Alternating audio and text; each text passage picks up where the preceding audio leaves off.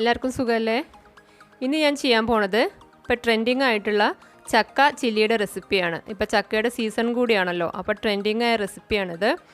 റെസിപ്പിയിലേക്ക് കിടക്കുന്നതിന് മുമ്പായിട്ട് ആദ്യമായിട്ടാണ് ഈ ചാനൽ കാണുന്നതെങ്കിൽ നിങ്ങളൊന്ന് സബ്സ്ക്രൈബ് ചെയ്യണം. തൊട്ടടുത്തുള്ള ബെല്ലൈക്കണും കൂടി ഒന്ന് പ്രസ് ചെയ്യുക, അതിൽ ഓൾ സെലക്ട് ചെയ്യുക. ഡെയിലി ഓരോ ദിവസവും നമ്മൾ റെസിപ്പി ഇടുന്നുണ്ട്, അപ്പോൾ നോട്ടിഫിക്കേഷൻ വരാൻ വേണ്ടിയിട്ടാണിത്. അപ്പോൾ ആദ്യമായിട്ട് നമുക്ക് ചക്ക പറിച്ചെടുക്കണം. ചക്ക എല്ലാം തന്നെ ഏകദേശം മൂത്ത് തുടങ്ങിയ ചക്കയാണ്. ആകെ ഒരു ഒറ്റ ചക്കയാണ് നമുക്ക് ഇടിച്ചക്കയായിട്ട് ഒരെണ്ണ ഉണ്ടായിരുന്നുള്ളൂ, അതാണ് നമ്മൾ എടുത്തിട്ടുള്ളത്. പഴുത്ത് കഴിഞ്ഞാൽ നല്ല ടേസ്റ്റുള്ള ചക്കയാണ്, അതുകൊണ്ട് ഇടിച്ചക്ക അധികം അങ്ങനെ എടുത്ത് യൂസ് ചെയ്യാറില്ല. ഒരു ചക്കേൻ്റെ ഏകദേശം പകുതിയാണ് നമ്മൾ എടുത്തിട്ടുള്ളത്. പകുതി തന്നെ എടുത്തിട്ടില്ല, ഒരു ചെറിയ കഷ്ണം എടുത്തിട്ടുള്ളൂ. കറയൊക്കെ നന്നായി കളഞ്ഞിട്ട് കട്ട് ചെയ്തെടുക്കണം. തൊലി കളഞ്ഞ് നമ്മളതിൻ്റെ കറയൊക്കെ തുടച്ച് കളഞ്ഞ് വൃത്തിയാക്കിയിട്ട് എടുക്കണം. കുറച്ച് ഇപ്പോൾ കാണുമ്പോൾ അങ്ങനെ കുറച്ചേ ഉള്ളെങ്കിലും അത് ഫ്രൈ ചെയ്ത് വരുമ്പം കുറച്ചധികം ഉണ്ടാവും. നമ്മൾ മസാലയും പൊടികളെല്ലാം ചേർത്തിട്ടാണല്ലോ ചെയ്യണത്. അപ്പോൾ തൊലി കളയുമ്പോൾ സൂക്ഷിക്കണം, കുറച്ച് റിസ്ക് ഉള്ളൊരു ഇതാണ്.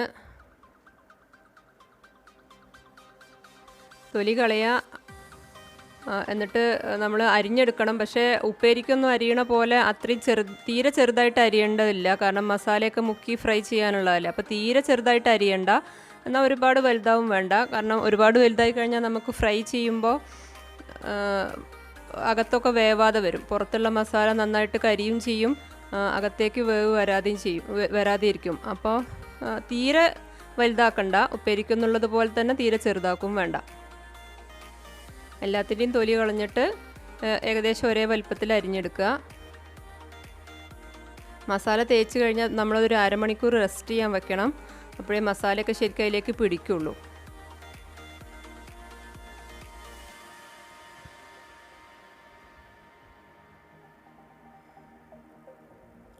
കട്ടിംഗ് ബോർഡിൽ വെച്ചിട്ടാണ് ഞാൻ കട്ട് ചെയ്തത്.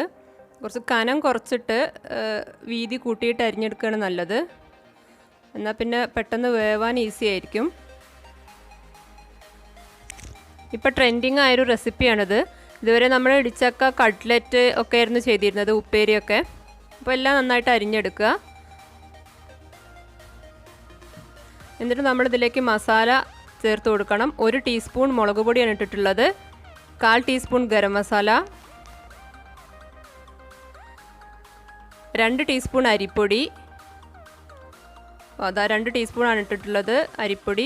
അതേപോലെ തന്നെ 2 ടീസ്പൂൺ കോൺഫ്ലവറും വേണം.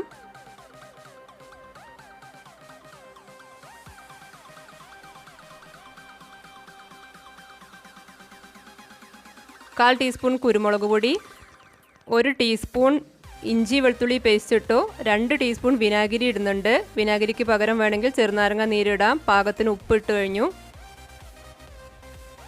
ഏറ്റവും അവസാനം ചിക്കൻ മസാലയാണ് ഇട്ടത്, 1/2 ടീസ്പൂൺ ചിക്കൻ മസാലയാണ്. നന്നായിട്ട് മിക്സ് ചെയ്യുക. ഇപ്പോൾ 2 സ്പൂൺ വിനാഗിരിയാണ് നമ്മൾ ഇട്ടത്, പക്ഷേ പുളിയൊക്കെ കുറച്ച് ഇഷ്ടമുള്ളവരാണെങ്കിൽ കുറച്ചും കൂടി ഇടാം. എന്നിട്ട് കൈ വെച്ച് നന്നായി മിക്സ് ചെയ്യുക. വേണമെങ്കിൽ കുറച്ചും കൂടി വെള്ളം ചേർത്ത് കൊടുക്കുക. വിനാഗിരി കുറച്ചേ ഒഴിക്കുന്നുള്ളെങ്കിൽ ബാക്കി നമ്മൾ മസാല മിക്സ് ആവാൻ വേണ്ടിയിട്ട് വെള്ളം കൂടി ഒഴിച്ചു കൊടുക്കുക. നന്നായിട്ട് മിക്സ് ചെയ്തതിന് ശേഷം അടച്ച് വെക്കുക. ഒരു അരമണിക്കൂർ കഴിഞ്ഞതിന് ശേഷം നമ്മളെടുത്ത് ഫ്രൈ ചെയ്താൽ മതി. വെളിച്ചെണ്ണ ഒഴിക്കുക, വെളിച്ചെണ്ണയാണ് ബെറ്റർ. നാടൻ ഐറ്റം ആയതുകൊണ്ട് വെളിച്ചെണ്ണയാണ് നല്ലത്. നന്നായി ചൂടായതിന് ശേഷം കുറേശ്ശെ ഇട്ട് ഫ്രൈ ചെയ്യുക. ഒരുമിച്ച് ഒറ്റ വാരി അങ്ങ് ഇടാതിരിക്കുകയാണ് നല്ലത്, അങ്ങനെ വേറിട്ട് കിട്ടാൻ വേണ്ടിയിട്ടാണത്. ഒരുമിച്ചിട്ട് കഴിഞ്ഞാൽ ഈ പൊടികളെല്ലാം ഉള്ളത് കാരണം ചിലപ്പോൾ അങ്ങനെ കട്ടയായിട്ട് വരാൻ സാധ്യതയുണ്ട്, എല്ലാം കൂടി ഒരുമിച്ചാവാൻ സാധ്യതയുണ്ട്. അപ്പോൾ അങ്ങനെ മാറ്റി അകത്തി ഇട്ട് കൊടുക്കുക.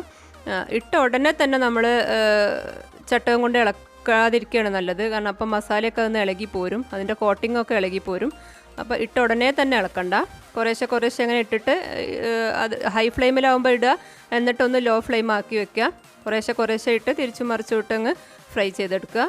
ഒന്ന് വേവാനുള്ള ടൈം കൊടുക്കണം, കാരണം ചക്ക നമ്മൾ മുമ്പേ വേവിക്കണമൊന്നുമില്ല.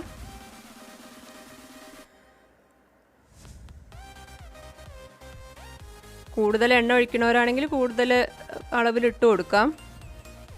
അങ്ങനെ കുറേ സ്റ്റെപ്പ് ബൈ സ്റ്റെപ്പായിട്ട് എല്ലാം കൂടി നമ്മൾ ഫ്രൈ ചെയ്തെടുത്തു. അവസാനം വരെ ഇങ്ങനെ ചെയ്യുക. എണ്ണ അത്യാവശ്യം നന്നായിട്ട് കുടിക്കുന്നുണ്ട്. ഈ കോൺഫ്ലവറൊക്കെ ഉള്ളതുകൊണ്ടായിരിക്കും അത്യാവശ്യം എണ്ണ കുടിക്കുന്നൊരു ഐറ്റമാണിത്. 2 സ്പൂൺ അരിപ്പൊടി 2 സ്പൂൺ കോൺഫ്ലവർ നമ്മൾ ചേർത്തിട്ടുള്ളൂ.